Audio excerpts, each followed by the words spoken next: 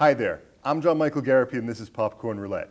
Each episode I invite a friend to come on the show, they suggest a movie, we watch the movie, we get back together and we talk about it.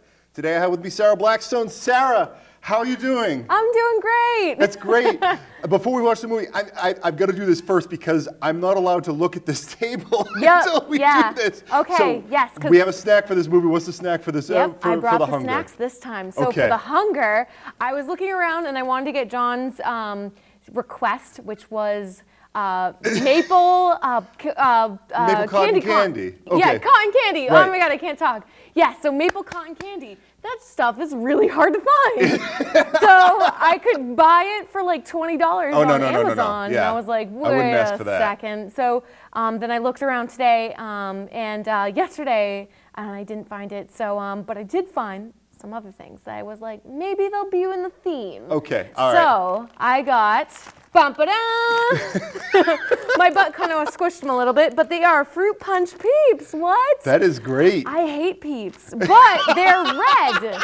And since this movie is about vampires, I figured, you know, we maybe you'll like the suck fruit punch the life version out of of them. What else do we have here? We have kombucha, which is nice. very fancy hipster drinks, right, you know, but it's red. So I figured we could be like the blood and like hipster vampire blood.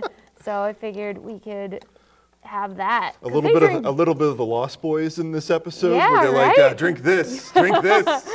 Yeah, so I figured it would be kind of fun, and we could devour these like they do in the movie, you know. Oh, that's like spicy. It's been a while since I've had kombucha. That's good though. It's very good. Yeah, look at these. What? That's beautiful. They smell just as terrible as fruit punchy as you'd expect. Yep. I'll eat this one, my butt crushed. It's funny because I had it after the kombucha, so the fruit punch taste isn't as like. Does it like mix and fizz more? Maybe. Oh no! Oh no! Terrible. That's a bad idea.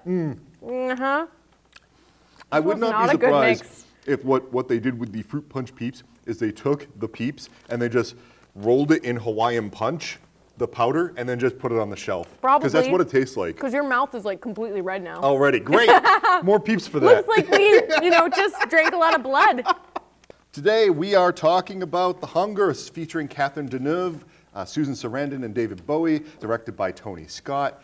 Why are we talking about The Hunger? Because I am on a quest to talk about every David Bowie movie with you, I think. We did this by pure accident because you were talking about maybe we should do The Hunger, and then I was like, what is you with David Bowie movies and like with a lead character named Sarah, because we had done that in Labyrinth. Yeah. But then I was like, should we just do all David Bowie movies? And I think, isn't the main character in this movie Susan Sarandon's character named Sarah? I was going to ask that because like, who is the protagonist of this movie? Cool? Before we actually even get into that, like that's a question unto itself, because we have three characters and they're all seem to have equal face time with the camera. But I would think David Bowie a little less, though. He's almost more of like a supporting character. He seems not like more of a supporting character. He looks like he's the main lead. You would think he would be. Like for the first 30 minutes, you just assume this is about David Bowie. And then it switches. Yeah, and then it switches. Maybe that's kind of how it goes with the plot. So should we give people at home? Synopsis of the plot, okay, because some people have no idea what we're talking about here. Yep, so it's about two vampire lovers going through time and like the normal way you do from past to present, yes. And sucking off the life out of other poor unsuspecting 80s club goers. What ends up happening is David Bowie. Should I spoiler alert? Should we do that? This is a 25-minute video. I assume there's going to be spoilers. Okay, all right. The audience. So David Bowie starts to notice that he's going through some changes that he's never felt. He thought he was going to be forever young. And so then he kind of hears about Susan Sarandon and how she's actually this medical doctor trying to help kids who have that aging, where they age too soon. Prematurely, yeah. Yeah. He goes to her for help. And she thinks that he's kind of, because she just wrote a book and like kind of got published more a little bit, she thinks that he's just another wacko. That's how they meet, which is funny that the main character actually, what's her name, Catherine Deneuve, who's playing Marion. Yeah, she actually went and saw Susan first at her book signing. I think David Bowie's character is named John. John actually noticed Miriam was like paying attention to Dr. Sarah Roberts beforehand because he came across her book in her study and then went after her. Right. Yeah. No. Yep. So, living the glamorous life of a vampire isn't all what it's cracked up to be. He kind of gets the shaft end of the deal, and he turns into an old, nasty-looking man. Catherine's just like, let me just put you in this coffin. Sorry, lover. And then goes and finds another. And that's where Susan Sarandon comes in. Yeah. Yep. So, and that's basically the essential plot of the movie until the change at the end. Then it's almost like a standard vampire turning you over to my side sort of story until we get towards the end. I actually hate Peeps, but I'm kind of like, is there I'm going to catch up with you later. I know, I'm going to get that sugar rush. So, the very beginning of this movie, we start with Bauhaus. Yes, actually, can I go into Yeah, the go beginning? ahead. Definitely. From the get-go, when I first heard about this movie, Yeah. I was like, this sounds like a legit bad 80s horror movie. I know that's how you sold it to me. Like, Yes. that's how what we were going to end up Yeah. watching. So then when I watched it, I happened to watch it on Valentine's Day. So it's a good little romantic movie, if you like the good old backstab, or, yeah. Anyways, the very beginning is kind of what sold the rest of the movie for me. The movie is a very slow burn, but the cinematography in the beginning really got me. So yeah, it opens up with Bauhaus. He's, behind this cage and it's dark and blue. And I feel like where I want to go with this is that the mise en scène in the beginning, where they're in cages. Bauhaus, he's talking about Bela Lugosi's dead, Right. And he's very much like a vampire-esque character, like goth guy. And so he's behind a cage and he's like singing to us audience members. Then it flicks in and out, like it jump cuts in between David Bowie and Catherine, I forget their Miriam and John. John. They're basically at a club and they're kind of like scouting out their, their swing couple that they want to bring back, and Looking very classy, gothish, Eurotrash sort of thing going on with them. It was awesome. And so, the Peeps and the is coming back up. I think they're like It's an interesting fermenting combination. in my stomach, and they're like, wow. It's gonna be like those when you drop a Mento in like a Dr. Diet Coke. Coke, yeah. Yeah. So anyways, so you see their characters portrayed behind like cages because it's like at the club. Right. And then it cuts into these apes in cages, and it cuts in between those, and so it's like the vampires behind the cages, the main characters. The vampire behind the cage, the main characters, and then you find out that the main characters are the vampires, and the monkeys leads back into Susan Sarandon's experimental thing of trying to find out why, this cure for immortality, or trying to like make these monkeys not die so fast. It's a very intense. The song came out in 1979. It was the precursor to the post-punk movement. It's what caused goth punk itself. And I don't think many people were recording them with cameras back then. Yeah. There was a website that I was looking at because I wanted to make sure I knew what I was talking about for this episode.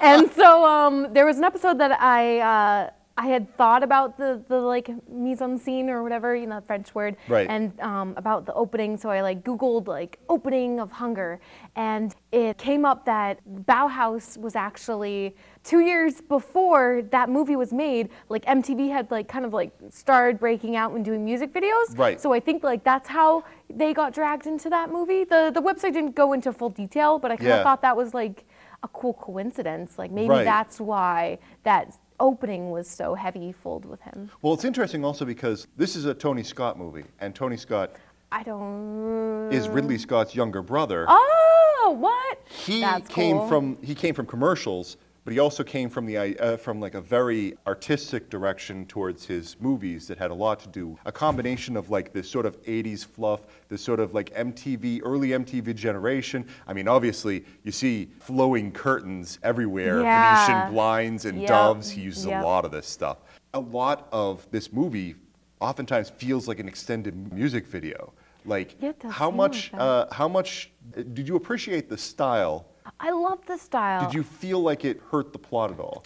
I see. Okay, so I think that like in that time period, it does age the movie. Yeah. I think like the flowing curtains, and there's elements of the movie that I mean, besides like wardrobe, that was like the time period. Right. But I think some of the shots where like you see some of the furniture or But yeah, I get what you're saying, but I think like when I watch a movie, I look for color.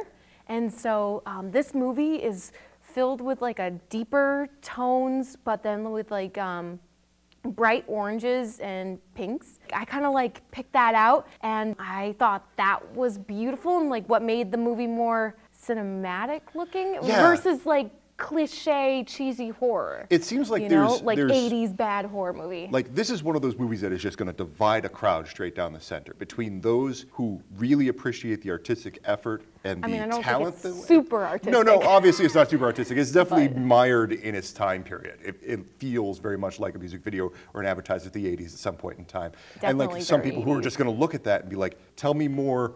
How are these vampires? What's going on? I don't understand. You know what I mean? So there's going to be those two. I might as well pull out the negative review right now and get this over with. I believe that there's probably more than one negative review there's probably more than one. It's something like a 50-50 movie on Rotten Tomatoes. It really?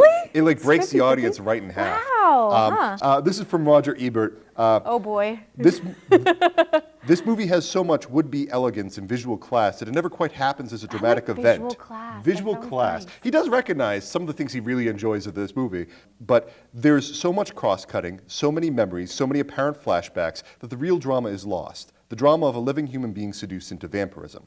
In Herzog's Nosferatu the Vampire, we felt some of the blood-scented lure of eternal death in life. Here it's just, how would an ad put it?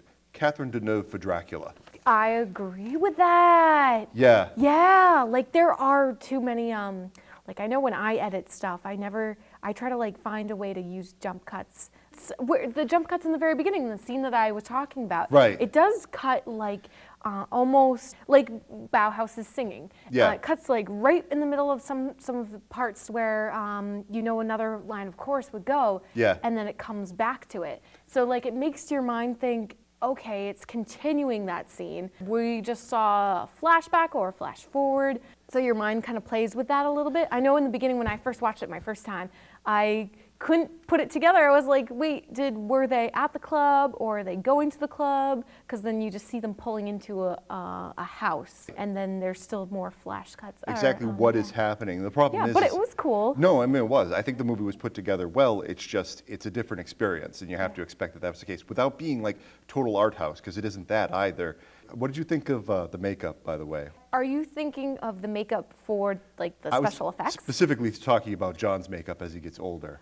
I have a love-hate for it. I think there are parts where it's really well done. Yeah. And then I actually have an image of this when he's very old, like right before he almost doesn't look like David Bowie at all. It almost looks like a puppet. Right. So that's where it lost me again. The face just kind of becomes stiff. And it almost like he has like too much big, like his head's too big. His head's too large for his huge. Body. Because they're trying to pile the makeup on. Yeah, it is, like, and I'm just like, ooh, you're trying way too much. Yeah. And it looked it does way have too caricature. It does help with the effect of his body looking smaller.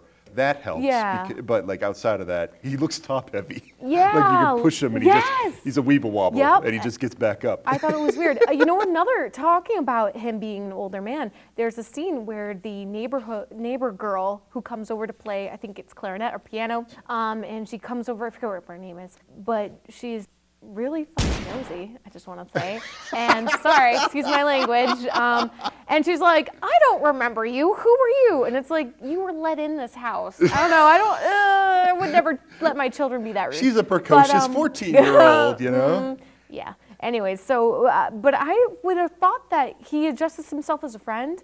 I would have thought that he would have like addressed himself as maybe like father or something, because that would be more realistic. In fact, maybe he was just like too full of himself. Like, is that his pride that's still like, I want to be young, and he's just like, I'm just a friend. He fails at the rules of improv because she specifically says, are you John's dad? And he says, oh no, I'm not. And it's like, it's like it could have played off of that. Why not just say yes? Yeah, what difference is it going to mean? Exactly. I feel like in the heart of the moment where like he's feeling that hunger and he wants to like bite her, but he's refusing not to. I would just wanted to get anything to get that kid out. Be like, yes, I'm father, dad, now get out of here. I want to go sleep, or something like that. But he didn't. Sometimes I just wonder about like, sometimes you get translation issues between like, because this was a book written in like the 1970s. Oh, I didn't know that. Yeah, it was written like after Interview with the Vampire, but this came out before Interview with the Vampire came interesting. out. Was it the same Not writer? the same author, No, not Anne okay, Rice. okay. I can't remember the name of the author. I'm quite sure there's an image of the book on the screen making me look like an idiot. I will insert that. But scenes like this, I just imagine how often it's like, oh, this made more sense when written out. But like when you put it in a movie, you're faithful to the book and the way it ends up being written, and it just doesn't pan as well anyways. Yeah, I definitely But thought that. let's talk about vampire movies in the 80s, just in general, because during this time period, tons of vampire movies. They've been very popular throughout the history of cinema. But 80s kind of played schmaltzy with their vampire movies. Like some examples are The Monster Club, Once Bitten, and Fright Night, where it like ran from either it was a comedy or it was just like, it was just very cheesy. like it was a cheesy, over-the-top horror movie. Even The Lost Boys, which comes out in '87, like 4 years later, that's a tentpole for vampire movies, but it's still kind of like Gremlins. It's kind of like, it's funny and it's scary. Yeah. You know what I mean? I feel like that time period is when like the genre changes, but Yeah. I feel like before that, it almost has that Back to the Future, how hammy can we get with this to like keep that teenage audience, Yeah. you know? Like I feel like maybe they were trying to market towards that, where like feels like- subtly romantic, but this movie I feel like wouldn't be that audience. I feel like this audience is like more of that gothic crew that maybe would be into Bauhaus and David Bowie at that Well, time. this movie itself was Maybe, kind like, of the a Rocky minor Horror flop, and I kind stuff. of wonder if that's part of the reason why that was Maybe, the case. yeah, because I feel like that's why those ones that you just mentioned, like Fright Night, and Like Once Bitten, Monster Club Par- is Monster okay. Party is with it's like a bunch of monsters all living in the same house with Vincent Oh. Price, with Oh. Vincent Price in it. oh, okay. There was this history of like it getting cheesier and cheesier to make monster movies, like going back to the '60s with movies like House of Dracula, and just somewhere in the '80s it just became farce. You know, by the Yeah. time we got this far in. I wouldn't know what to yeah. say to that, but But I like- definitely feel like this one wasn't hitting that mark.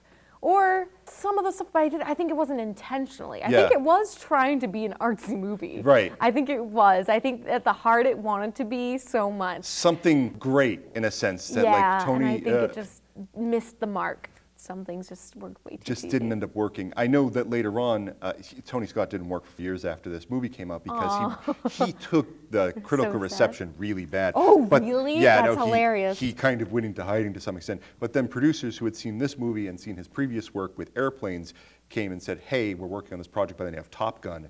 Are you interested? And he just bounced right back with like Oh, one of the into Top Gun? quintessential 80s Wow. movies. But he dropped his entire art style in the process. He was like, I ain't doing that again. But I mean, he did That's at a the same shame. exact time because he's a very artistic director, but no more of the very over-the-top art type stories. Did you do anything else within his career? Oh yeah, no. I mean, like a ton of Besides of that? movies outside of that. I mean, Days of Thunder is also done by him. I was But just curious to see if because of that flop and then having to do Airplane to like boost back his career, Yeah. if eventually he felt confident again to like go back and like do more of a style that he would like to do, you know? Yeah, I was yeah. just wondering. Maybe we'll have to look that up. So Susan Sarandon Mm-hmm. has to say that according to her, she thinks the movie is about the one question of would you want to live forever if you knew you had to be an addict? Like, so pose that question to you, like how important is living past your lifespan if you know that you have to be addicted in the process? Yeah, that's nerve-wracking.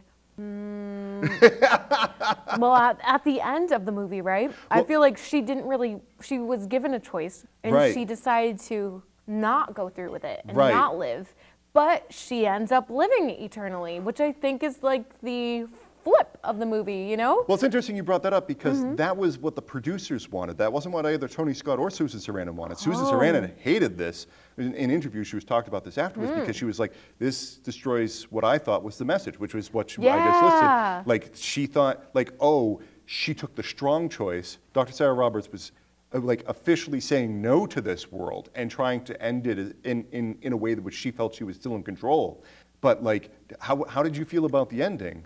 So my memory's a little vague, Right. and I just remember that she had died, and so Catherine's character, Miriam, was taking her up to the room of her dead bodies of her past lovers. I mean, Yeah. who doesn't have one of those, right? But then it's like the spirits of the dead lovers are still alive, so they do live eternally, but they just age or something like that, and then Right. they basically revolt. They all team up and then they get her, and then I think the last scene, well, one of the last scenes that you kind of see that she does come back to life is that she wakes up and you see her right as main character falls to her death, which I'm surprised that the vampire dies just by being pushed over the balcony of a stairway. And then you see Susan Sarandon peek out with the rest looking down at the dead body, and then you see her chain smoking on top of a balcony after the end, being like, yep, this is my life now. Which was specifically partially because the studio thought in the 80s, you don't make horror movies without the opportunity for a franchise. That was part of the world they lived in because they were seeing so many franchises pop up. So they were just like, get Susan Sarandon back. We want her to be alive at the end so we could actually have ourselves a second movie if we wanted to. Oh, that's terrible. Isn't that terrible, though? That's terrible. I mean, it's one thing if it's an artistic choice. You're making a choice being like, oh, but yet she's alive. Here's the twist. You know what I mean? Yeah. But literally they just wanted her to be alive so they could be like, oh, so we can make another movie we're showing that she's still alive. God damn it, Hollywood. Anyways, I did want to make a comment, though. I think that Susan Sarandon is quick to play the game. I mean, she is. play the field, I mean, I'm glad you pulled it up because we don't have much time left. No, I know, I'm but, sorry. This no, that's Let's cool. talk about lesbians Let's for 20 talk seconds. about lesbian sex in a minute. Yes. Here's the thing about that. It's that scene specifically, it was only... It's 1983. We have post-punk in this movie. We have a vampire movie that's fighting its class and trying to shoot towards what we'll have in the late 90s with Interview with a Vampire. But then we have a lesbian scene that's literally at least a decade ahead of its time. And it's a long one. It's gratuitous. But I heard about it before watching it. I was like, oh, you'll see Susan Sarandon's boobs, and I didn't realize how much they were gonna be having that. Insert flowing curtains, you know, and but yeah. I wish we had more time to talk about this because unfortunately, I'm really sorry. This is the funny thing is because not necessarily that scene, but the scene right before that is one of the best scenes of the movie too. Just the entire attraction when they're playing. They are totally playing that out. Go on, John. Some of the best acting. Tell me about the song. What's the song? The song about the two sisters in the water? It's the Flower Duet, Oh, which Susan Sarandon so insists is a love song because you can tell she's trying to almost sneak in I'm attracted to you. I want you to be attracted to me. Are you trying to seduce me? She's the one seducing the vampire. Such a great scene. Unfortunately, we are out of time. And if you like this video, make sure you subscribe to this channel. All right? Have fun and take care. Bye-bye.